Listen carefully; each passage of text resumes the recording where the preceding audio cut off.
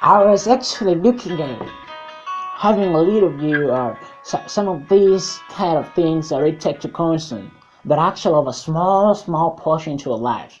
They own a very small portion to a life if you realize it. I was looking at this kind of negative emotions. They actually, if you realize to them, they actually have a small portion in life, but you take them to become conscious. You know, this kind of negative emotions that may lead to the ill health that are actually perceiving in our lives.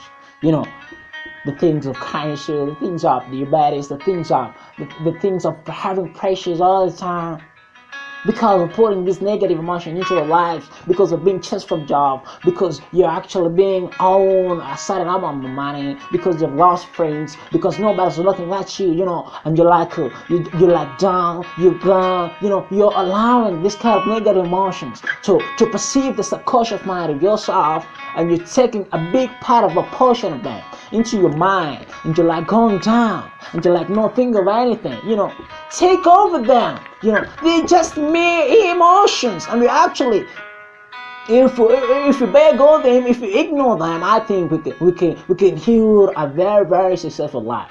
I'm looking at this, the kind of negative emotions. You gotta hear them.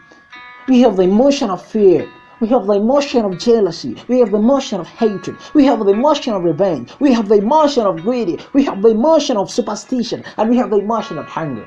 The negative emotions that bring the fear into our lives, that makes us very eager about life. That we actually, if we actually take them a little more conscious, I don't know where it's going. It's like they bring our lives to the end, but they're actually just mere emotions. Take a look at this. I had started this guy called Chicken Man. It was taught to me by my best motivation speaker. He Chicken Man. Look at Chicken Man. As we used to go to school, we used to watch Chicken Man. He used to hunt a dog and used to cry like chicken. He used to be like, and everybody used to laugh at Chicken Man. And everybody used to laugh at Chicken Man along the street, moving around, crying like chicken, hunting dogs and the like. But they actually didn't know. They didn't know the story of Chicken Man. Chicken Man one day woke up in a home at 6 a.m. Flames were flying over. He got out uncomfortably. On realization, what he had left in the house was his wife and a daughter crying behind the flames. The flames were flying over the house, and Chicken Man moved out very bluffly. On realization, he has left his wife and his children. But he couldn't go back because the flames were so high. Chicken Man was not steady. He couldn't go over it. He realized his wife and children were back in the house. Flames were flying over, and he couldn't save them.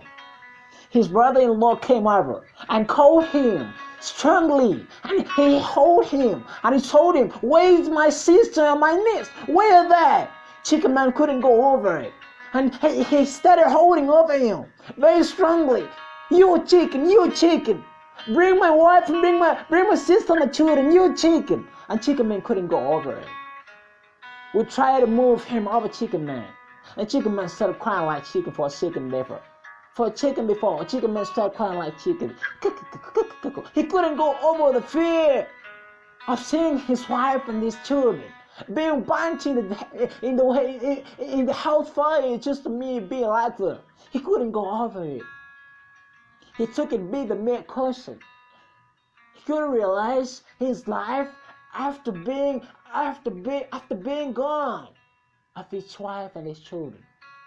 So what are we focused about in this life? We actually take some little things, some little thing to be of concern into our lives. But in realization, if we can sit down, if we can focus and realize that for whatever happens in our lives, for whatever may be, good or bad, life has to move on. It has to go on.